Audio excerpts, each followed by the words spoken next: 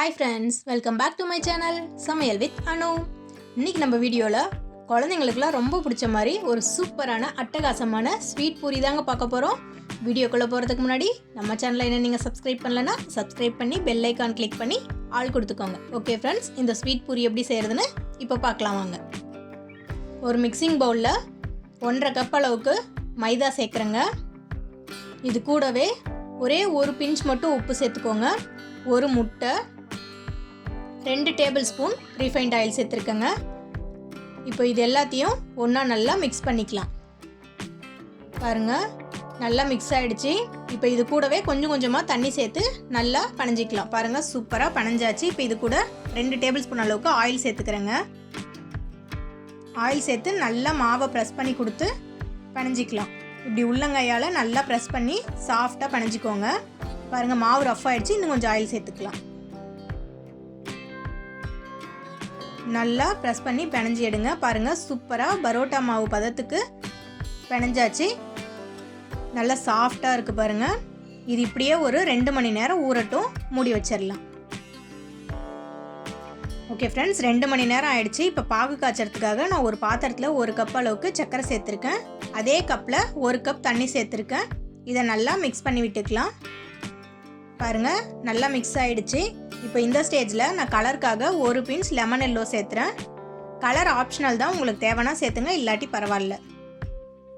இப்போ இது இப்படியே ஒரு 5 நிமிஷம் நல்லா கொதிக்கட்டும். கம்பி பதமெல்லாம் இல்லைங்க, 5 நிமிஷம் கொதிச்சா போதும், அவ்வளோதாங்க. பாருங்கள், மாவு சூப்பராக சாஃப்டாக ஊறிடுச்சு. அவ்வளோதாங்க, இது மாவு இப்போ ரெடியாக இருக்குது. இப்போ சப்பாத்தி தேய்க்கிற கட்டையை வச்சுக்கலாங்க. அதில் கொஞ்சமாக ஆயில் வந்து தடவி விட்டுக்கலாங்க. இப்போ நம்ம ரெடி பண்ணி வச்சுருக்கிற மாவில் ஒரு சின்ன பால் அளவுக்கு எடுத்து இதை நல்லா சப்பாத்தி தேய்க்கிற கட்டையால் விரிச்சிக்கலாங்க. ரொம்ப மெல்லிஸாக பரோட்டாக்கு விரிக்கிற மாதிரி தேவையில்லைங்க, ஒரு அளவுக்கு மீடியமாக இருந்தாலே போதும். பாருங்கள், நான் இந்த அளவுக்கு தான் தேய்ச்சிருக்கேன். இப்போது இதை அப்படியே லைட்டாக எடுத்து ஒன்று மேலே ஒன்று பாருங்கள் அடுக்கடுக்காக இதே போல் வச்சுட்டு வரணும். இப்படி லைட்டாக தட்டி அவ்வளோதாங்க. இதை இப்போ நம்ம ரோல் பண்ணிக்கலாம்.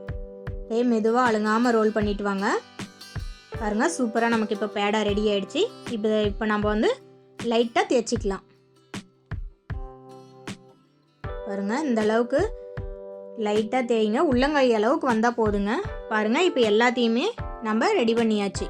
இப்போது ஒரு பேனில் பொரிக்கிறதுக்கு தேவையான அளவுக்கு ஆயில் சூடு பண்ணியிருக்கேங்க. இதில் இப்போ நம்ம ரெடி பண்ண மாவை போட்டு பொரிச்சு எடுத்துக்கலாங்க. 2 பீஸ் இல்லை 3 பீஸ் மட்டும் சேருங்க, அதுக்கு மேலே சேர்க்காதீங்க. ஏன்னா அது நல்லா வேகணும்.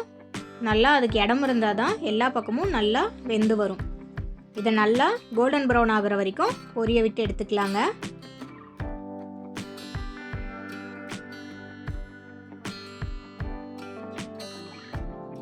அவ்வளோதாங்க. பாருங்கள், சூப்பராக கோல்டன் ப்ரௌன் ஆகிடுச்சு. இப்போது நம்ம ரெடி பண்ணி வச்சுருக்க பாகில் இதை சேர்த்து 2 பக்கமும் நல்லா திருப்பி விட்டு ஒரு அரை நிமிஷம் மட்டும் பாகில் ஊற வச்சு அப்புறம் வெளியே எடுத்துடலாங்க. அவ்வளோதாங்க, சூப்பரான ஸ்வீட் பூரி அட்டகாசமாக ரெடி ஆயிடுச்சு. இந்த வீடியோ உங்களுக்கு பிடிச்சிருந்தா கண்டிப்பாக லைக் பண்ணுங்கள், ஷேர் பண்ணுங்கள். மறக்காமல் நம்ம சமையல் வித் அனு சேனலை சப்ஸ்கிரைப் பண்ணுங்கள். ஓகே ஃப்ரெண்ட்ஸ், நெக்ஸ்ட் வீடியோவில் பார்க்கலாம். பாய்.